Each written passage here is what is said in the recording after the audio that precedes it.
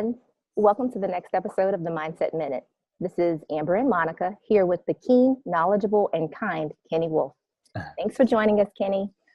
Thanks, Amber and Monica. Yep. Monica is going to give us a bit about your background, and then we'll jump right into some fun questions for you about mindset. Over to you, Monica. Thanks, Amber, and thank you, Kenny. So Kenny has been investing in multifamily real estate since 2010. Soon after, he co-founded Wolfe Investments, originally Wolfe RE Management, in 2012. He's been involved in over 120 plus million worth of commercial real estate transactions throughout Texas, Colorado, Louisiana, Oklahoma, and Ohio. And prior to co-founding Wolfe Investments, he served as CFO for Twin Cities Development, LP. Kenny has a BBA from Baylor University and an MBA from the University of Texas at Arlington. He is also the author of Investing in the Dream: How to Acquire Multifamily Real Estate and Attain Total Financial Freedom. And when he's not scouting for new deals, he enjoys discovering new vegan restaurants, yay vegans, rooting on the Broncos, and spending time with his wife and daughter. So Kenny, first question right off the bat, how important do you think mindset is to become a success in this business? I think mindset is everything.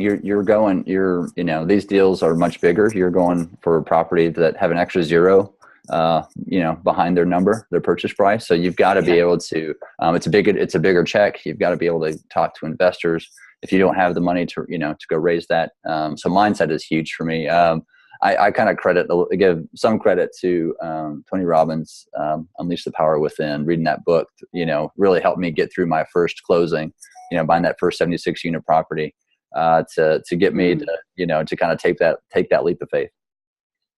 Yeah, that's actually pretty awesome. I'm going to have to check that book out myself. I'm currently reading Rod's book, kind of just going back through learning how that, mindset is 80% of success, and then just going through multiple different realms of real estate. It's I totally understand. So with that being said, what mindset have you had to embody to grow in this business? It's, kind of growing up and living here in Dallas, you hear Jerry Jones' story of how he, put a contract on buying the Dallas Cowboys and didn't have near that money. So he figured he'd just go, he made the offer and then go figure it out. And I used to think he was crazy. But now that's what we do like on a daily basis. So, so it's not that, you just have to, have that switch go off. Now that we have investors that follow us and this longer list, it's not as a scary, idea of, going out and putting an offer on a $22 million deal and having to raise, $6 to $7 million in 60 days. Right. But that first one for sure, there's definitely that fear factor where you just got to go take that leap of faith, and you don't want to be networking before that, but it's still a leap of faith because you don't have that money in the bank. Right. Yeah. It's just like, everyone talks about taking massive action. It's just like, okay, just go do it. Don't put too much thought in it. Just turn your thought brain off and just do it type of deal. Yeah. It's scary, but you got to get it done. Yeah. I think I woke up with two bloody noses, when we were closing that first deal. 2 different nights. I woke up like 3 o'clock, like, oh my gosh, what am I doing? Oh my God. It's part of it. It's scary. It is. It is scary. It can be. So with that, what would you say that you do to kind of develop your mindset? Like, what are some of your habits, and then on what frequency do you do them?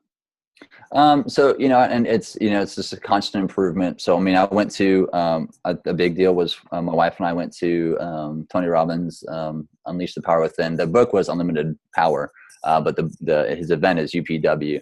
So we did that. That's an amazing event. I can't talk enough about that event. That was great. That was, we had already been doing kind of multifamily for a couple of years, but that really kind of to use the lack of a better term, unleashed, our kind of thought process. That first night you walk on coals, you walk on fire the first night of that event, right? So if you can do that, you can do anything, right? I think to me that was great. Constantly reading books. I'm a big reader. That always helps. For sure. I love to read business biographies. I just read one on Hetty Green.